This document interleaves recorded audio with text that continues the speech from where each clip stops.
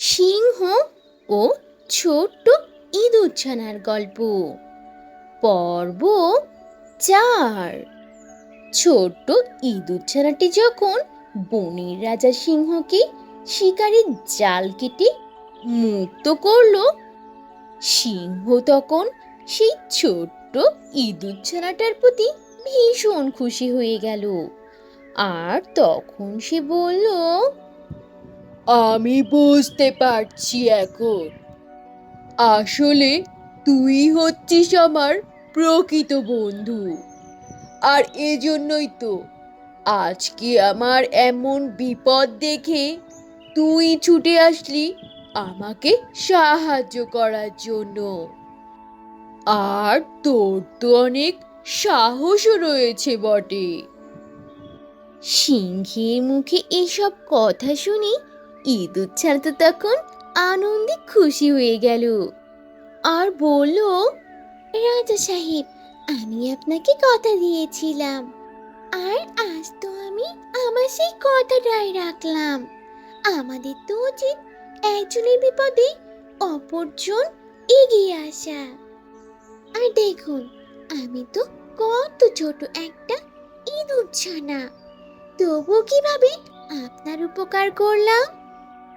আসলে আমরা যদি চাই অপরজনের সাহায্য করতে, তাহলে একটা না একটা উপায় ঠিকই বের হয়ে আসে। এই পৃথিবীতে আমরা কেউই তো তুচ্ছ নই। তখন সিংহ বলে, তুই ঠিকই বলেছিস রে।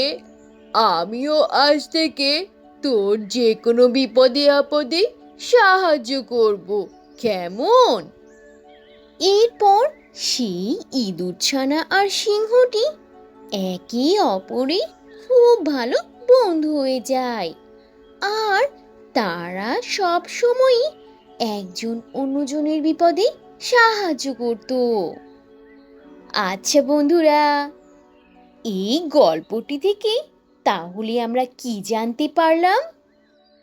ছোট বলে কাউকে তুচ্ছ করা নয়, বরং বিপদে আপদে একজন অন্যজনদের সাহায্য করা উচিত। কারণ কে কখন কার উপকারে আসবে সে কথা কেউই বলতে পারে না। তাহলে আজ এখানেই শেষ করছি। দেখা হবে নতুন গল্প নিয়ে। তো বন্ধুরা, এই ছিল আজকের গল্প। গল্পটি থেকে কি শিক্ষা পেলে তা অবশ্যই কমেন্ট করে জানাবে। আর ভালো লেগে থাকলে একটা লাইক করে দেবে। আর এখনো যদি চ্যানেলটি সাবস্ক্রাইব না করে থাকো, তাহলে এখনই লাল রঙের বাটনটি চেপে চ্যানেলটিকে সাবস্ক্রাইব করে দাও। আর অল দি নোটিফিকেশন প্রেস করে রাখো। তাহলে বন্ধুরা, আজ এখানেই শেষ করছি। আবার দেখা হবে নতুন কোনো ভিডিওতে, নতুন কোনো গল্প নিয়ে। সে পর্যন্ত তোমরা সবাই ভালো থাকবে আর নিজেদের প্রতি খেয়াল রাখবে। আল্লাহ হাফিজ।